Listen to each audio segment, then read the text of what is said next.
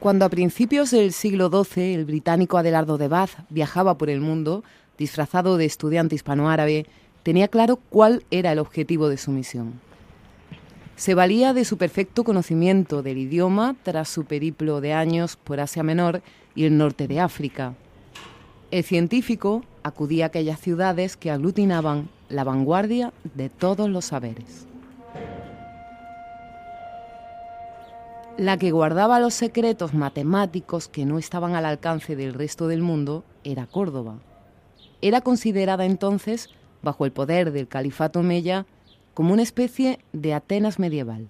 Una definición muy acertada si tenemos en cuenta que los árabes habían reunido todo el conocimiento griego a través de sus obras traducidas en la gran biblioteca de la ciudad. Córdoba hay que pensarla como una nueva Atenas. Es decir, aquí hay todo. Aquí hay todo. ¿Todo qué quiere decir? Todo de lo que carece la península, de lo que carecía, la península y el occidente latino. O sea, esto es como llegar a un niño que le gustan los dulces, llevarlos a la mejor confitería del mundo. O a un niño que le gusta el chocolate, ir a la fábrica de chocolate de Willy Wonka, ¿no? Aquí había todo. Como cuenta el profesor de Historia de la Filosofía de la Universidad de Córdoba, Pedro Mantas, si había una biblioteca donde encontrar claves para el progreso de aquella sociedad medieval del siglo XII, esa era la de Córdoba. Hay quien dice que tenía 400.000 ejemplares, pero más allá de la cifra, lo que sí es evidente es la voluntad que tenía el califato por difundir el conocimiento. Solo con que hubiese 40.000, eso sería absolutamente prodigioso. Eso superaría en mucho a cualquiera de las versiones de la Biblioteca de Alejandría, por ejemplo. Cuentan que Adelardo de Bath fue enviado por una especie de sociedad secreta para cumplir una misión: desvelar por qué la matemática árabe era más avanzada que la de Occidente. La clave estaba, entre otras cuestiones, en el sefir árabe, el número 0, un concepto ahora básico pero entonces revolucionario y que Occidente desconocía. Al falso estudiante no le costó entrar en escuelas y bibliotecas y robar ese conocimiento, aunque como botín consiguió algo más: una antigua obra que llevaba siglos siendo copiada y divulgada por el mundo árabe generación tras generación, un tratado desconocido todavía en Occidente: la traducción al árabe de los elementos de Euclides. Para la gente de ciencia en la época era como el Grial, o sea, echarle el guante a ese tratado y leerlo, eso es algo a lo que aspiraban todos. Ya de vuelta en Inglaterra, la tradujo al latín, y esa copia manuscrita acabó siglos después viajando por Europa para inspirar el surgir del Renacimiento y de la Ilustración.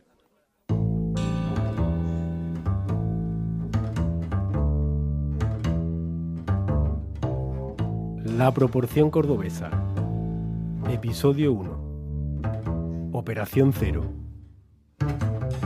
Adelardo de Bath no era un jovencito sin experiencia. Matemático, astrónomo y traductor, viajó durante años por territorios de Asia Menor y el norte de África para aprender la cultura árabe y su idioma. Este sabio, apasionado por el conocimiento, recorrió toda Europa recopilando obras y cosechando aventuras. Los omeyas siguieron el ejemplo cultural de Bagdad, la capital de la dinastía abasí. En el siglo X, el califa Abderramán III convirtió Córdoba en el centro del pensamiento.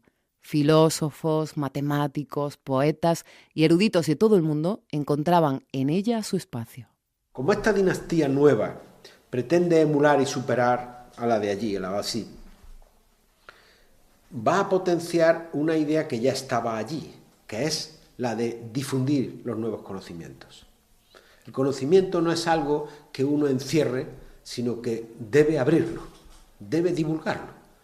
Y eso está en la mentalidad de estos. Entonces, eso que permite, eso que propicia las traducciones, propicia los encargos, que son carísimos, de obras y de atracción de expertos en todos los campos del saber. A la muerte de Abderramán III, Al-Hakam II seguiría ensanchando la cultura de la ciudad con más sabios y más libros. Según los textos árabes, se abrieron hasta 70 bibliotecas. Al-Ándalus ocupa una posición predominante en lo que va a ser el futuro desarrollo de Europa. Eso pasa por Al-Ándalus. La Biblioteca de Córdoba albergaba libros sobre filosofía, literatura o matemáticas. Y, por supuesto, aquellas teorías propias que estaban revolucionando estos saberes. Entre ellas, la introducción del séfir, el vacío en las matemáticas, el cero, como explica la matemática y divulgadora Clara Grima.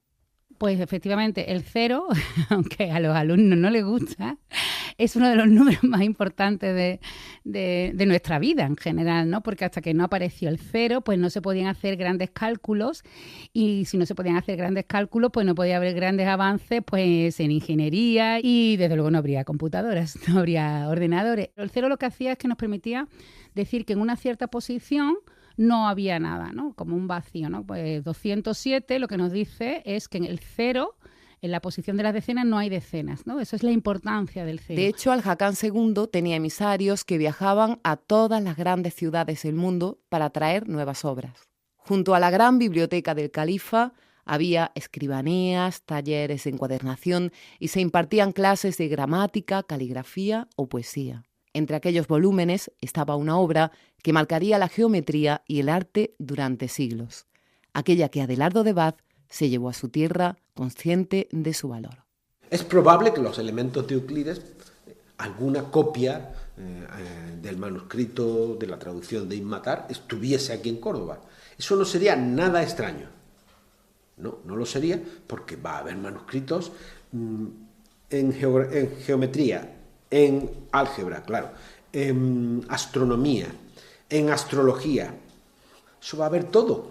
Los elementos de Euclides fueron como un libro de texto que duró pues desde el año 300 a.C. hasta el siglo XIX. Es como se enseñaban las matemáticas en Europa y también en el mundo islámico, ¿no? De hecho, Galileo, Newton, que ya estamos en el Renacimiento, seguían usando los elementos de Euclides, basándose en los elementos de Euclides, en la forma de demostrar las cosas de Euclides para seguir haciendo ciencia. Y no solo matemáticos, ¿no? Porque incluso Kant o Descartes también utilizaban los métodos que utilizó Euclides para demostrar matemáticas, pues para sus pensamientos filosóficos. O sea que podemos decir que los elementos de Euclides es uno de los libros más importantes, bueno, una colección de libros más importantes de la historia de las matemáticas y del pensamiento en general. ¿Dónde consiguió Adelardo ese texto? Desde luego no lo leyó habiendo venido a Córdoba, eso también es seguro que no. Pero no hace falta, no hace ninguna falta. Fue un infiltrado. Bueno, eso cuenta la leyenda. Yo no sé si es leyenda, ¿verdad? Pero es muy chulo, yo siempre la cuento, que lo infiltraron en las madrazas. ¿Qué papel jugaron personas como Adelardo de Bath, aunque Adelardo no viajase a la península, pero sí algunos de sus colegas y discípulos? Pues jugaron un papel clave en cuanto van a traducir al latín obras que son totalmente desconocidas en ese momento en el occidente latino. Es que para la historia de la ciencia y para la historia de las matemáticas, los elementos de Euclides son el tesoro, así, el tesoro. En este caso, Euclides es una semilla que luego va a crecer hasta convertirse en un árbol enorme, como en este caso el desarrollo de la geometría en nuestro tiempo. Esta semilla que describe el profesor de filosofía de la Universidad de Córdoba, Manuel Bermúdez, sirvió para el desarrollo del conocimiento del álgebra y la geometría en Al-Ándalus y en todo el mundo árabe, como cuenta el matemático Gabriel Moon. En Córdoba, en el siglo X, era el centro de la cultura científica de Europa, ¿eh? Lo que pasa es que si fijamos en los libros de texto, si hacemos un repaso a los libros de historia de la matemática, nunca la consideran como Europa. Es decir, no sé por qué la consideran matemática árabe, cuando era matemática europea. Bueno, pues cuando Adelardo de Bath traduce los elementos de Euclides, pues introduce el cero en Europa y da a conocer la razón áurea, ¿no? O sea que mientras que se tradujo y tal, podríamos decir que Europa no conoció la proporción áurea pues hasta el siglo XII o casi ya en el Renacimiento, ¿no? Y fue gracias a la traducción de los elementos de Euclides. Ha mencionado Clara Grima el término proporción. Las proporciones son relaciones de medidas que han servido históricamente para componer edificios, obras de arte, incluso música. Atento al trabalenguas sobre qué es la proporción áurea. Para Euclides, una recta es cortada en extrema y media razón cuando la recta entera es al segmento mayor, como el segmento mayor es al menor. Podemos pensar que tenemos una cuerda, ¿no? Una cuerda que mide, pues no sé, 1 metro. Tú tienes que encontrar un punto de la cuerda, digamos, donde cortarla, de tal forma que te quede un trozo de cuerda grande y un trozo de cuerda pequeño, ¿sí? Bueno, pues ese corte que tú has hecho es un corte áureo, es un corte de oro, o está en la proporción áurea o en la proporción en media y extrema razón.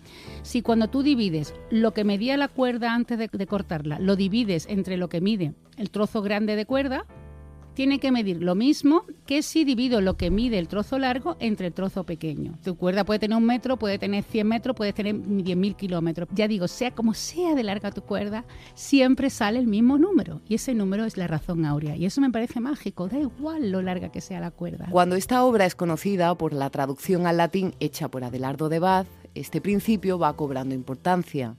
En 1509, Luca Pacioli se inspira en él y publica La Divina Proporción. Euclides había formulado en su obra lo que después conoceremos como proporción áurea, el número de oro, el número de Dios, Phi, el número más irracional del mundo y el que muchos ven como más universal.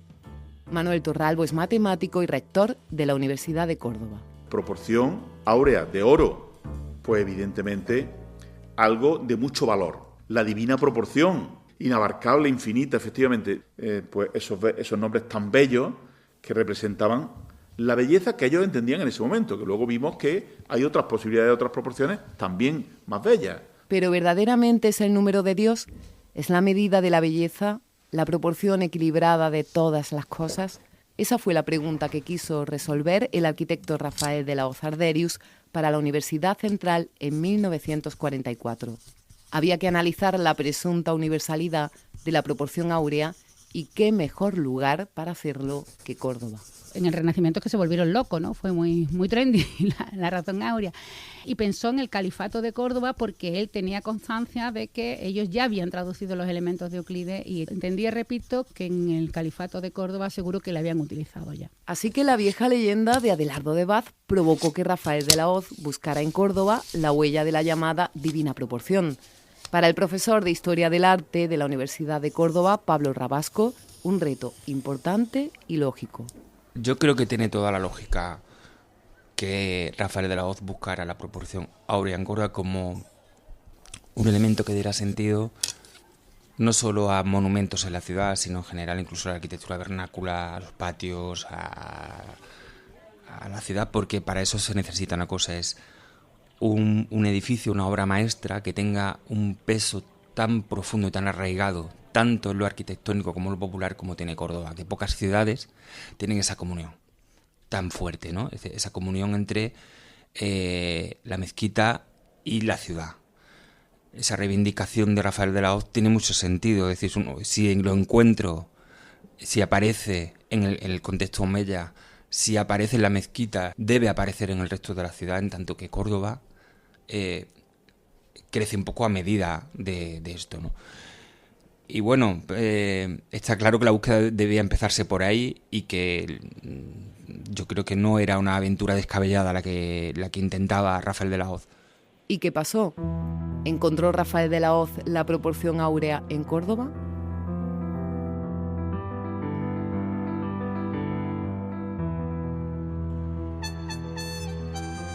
La Proporción Cordobesa es un podcast de Tacet con la dirección de Rafael Obrero Guisado y guión y locución de María José Martínez Carmona, patrocinado por la Universidad de Córdoba y con la colaboración de la Diputación de Córdoba y el Colegio Oficial de Arquitectos de Córdoba. Música original, Inma Galiot. Ayudante de producción, Rafael Obrero Trucios. Producción ejecutiva, José María Martín.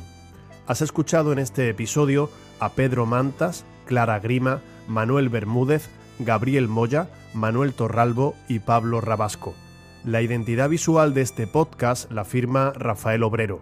Si quieres más información sobre la proporción cordobesa, puedes encontrarla en el enlace que hemos dejado en la descripción, donde también podrás acceder a los guiones de cada episodio que han sido editados por encargo del Ayuntamiento de Córdoba.